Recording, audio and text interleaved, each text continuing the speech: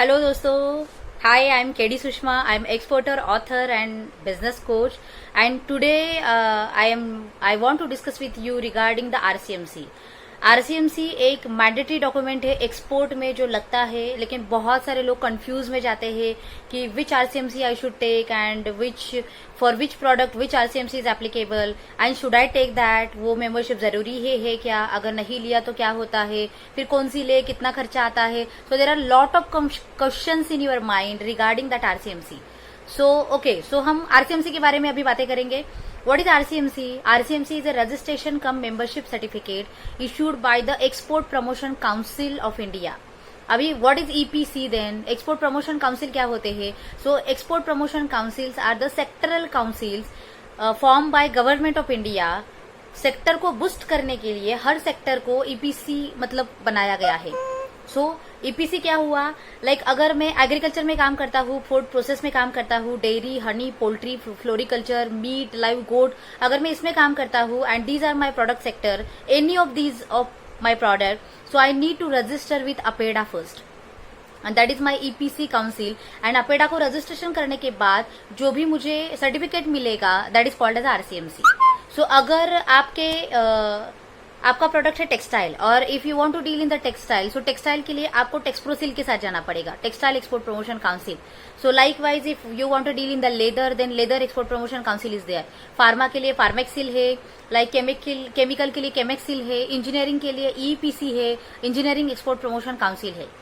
So I hope आपको इतना तो बेसिक समझा होगा कि आरसीएमसी होता क्या है, और दूसरी चीज कि कौन सा काउंसिल आपको कौन से आरसीएमसी दे सकता है.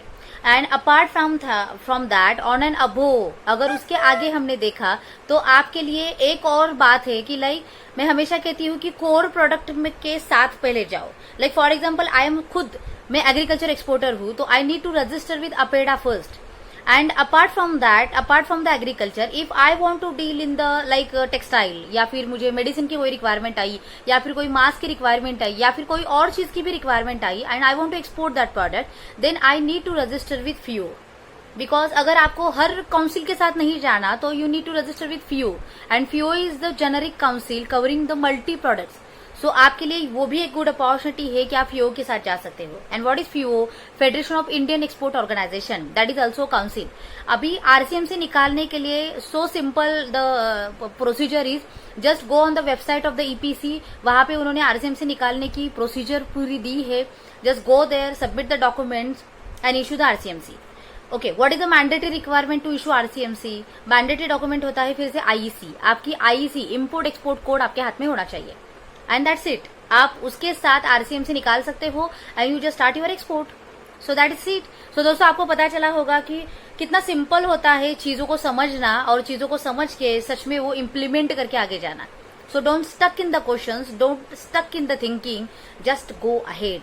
And I always use to say don't think too much. Just first step लेते हैं, फिर सेकंड स्टेप लेते हैं, फिर हम थर्ड स्टेप लेते हैं. And just step by step जितने हम एक्शन लेंगे उतना ही हमको स्टेप बाय स्टेप रिजल्ट मिलता जाएगा.